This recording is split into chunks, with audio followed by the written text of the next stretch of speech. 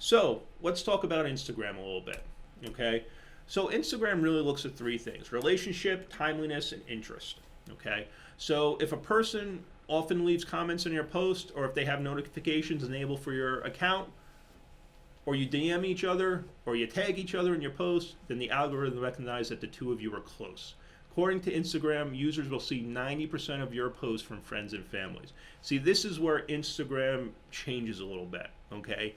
And it's all about those individual connections, okay? So if you guys DM each other, okay, if you guys are, it's been established that you're brother and sister, or sister, or best friends, you DM each other, you like it, guess what? They're always going to see your content, okay?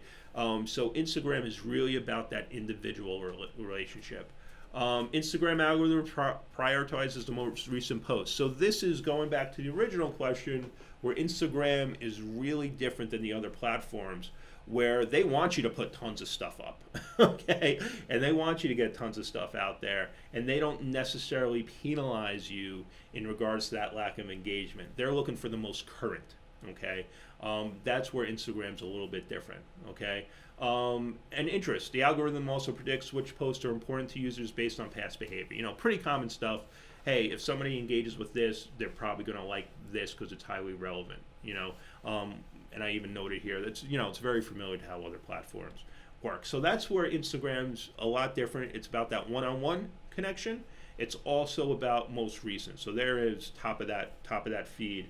They really do got priority over the newest stuff at the end of the day.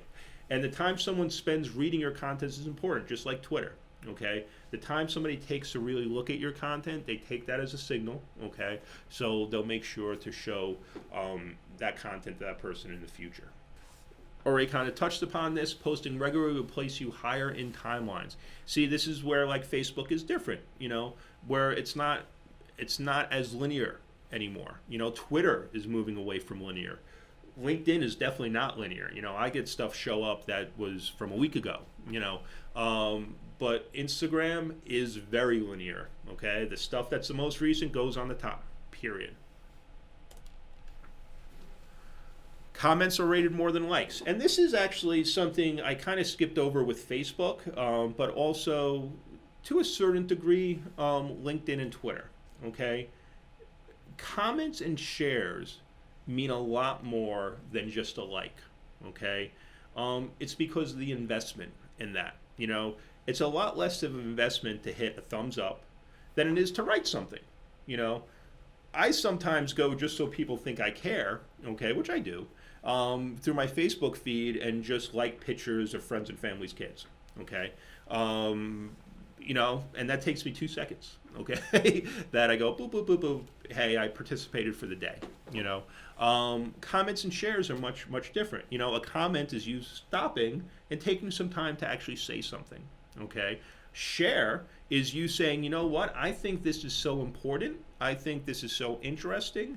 I think this is so relevant to my context, to my friends, that I need to tell them about this, okay? So likes, definitely on Facebook, and I personally feel on other platforms, it's a little bit of a vanity metric. You know, hey, I got 1,000 likes. Well, it's not really, it doesn't hurt you, and it does help you a little bit, but I would much rather, instead of 1,000 likes, have 20 comments, you know, or 20 shares, because that shows all the platforms, hey, people are engaged and they're taking a little bit more time. So likes, you know, shares and comments, even though I mention it here with Instagram, the same rule applies with the other platforms and the equivalents of those on those platforms. And then using stories or going live doesn't really matter. You know, this is something that you'll hear a lot of debate about, and there's been a lot of studies around it. But having live content versus, you know, video content, I'll tell you, you know, when Facebook first started live events, I was with an organization, We Are Teachers, okay? And we did tons of live content, and I didn't really see, and we got tons of engagement. It worked great, but I didn't really see a marked difference between the videos and the live event. And nowadays, to be perfectly honest with everybody kind of wants their content on demand. You know, the days of going, hey, I got to be there at 8 o'clock, you know, they apply to, you know, some things like the Super Bowl, you know, that's this Sunday. You know, the world stops and watches that. But for most things, the reason things like Netflix, Amazon Prime, and everybody's going, people want their content on demand, you know. So for special events, absolutely. But for a lot of events, you know, we'll get a lot more people viewing the recording of this webinar than we do attending this webinar. You know, we'll get tens of thousands of people watching the recording. And, you know, it's a lot different. I would love to have tens of thousands of people at the webinar. And then going back to what I was saying, Instagram doesn't really prioritize video over any other platform. That's where Instagram is kind of really different. I kind of talked through myself there, but Instagram is different than the other platforms where there is a measure that LinkedIn, Facebook, Twitter, you do see some type of preference being given to video. Nobody's been able to really draw a direct connection to preference of video on Instagram. Definitely recency, okay, but not video. Okay, so Instagram moving forward. This is important. Don't forget the hashtags. Kind of going back to what I was saying on LinkedIn, same applies for Instagram. Hashtags really can drive a lot of traffic for you. So do the research about what hashtags you should be using. It definitely will drive traffic. Publish your content at the best times. It's kind of the same advice we gave for Twitter, okay? Once again, even more so with Instagram because it really is recency. So if your audience engages at a certain time, that's when you should be doing your posting. And use Instagram, and just like I showed you on Twitter, Instagram has insights to optimize posting time so you can get some insight on when people are engaging, okay? And then engage with the same type of content you post on.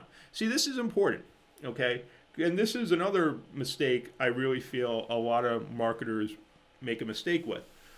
You know, oh, that's my competitor, so I'm not going to engage with them. They're the, you know, quote unquote enemy. Well, the reality is engage with them, have a conversation. Okay, you know, if something looks good, say that looks good, because their audience is seeing that and it's going to bring them over to you, you know, and vice versa. Okay, it's all about that engagement at the end of the day. And then post regularly. You know, with Instagram, once again, it's about recency. So the more often you post, you know, your posts will be prioritized with your followers.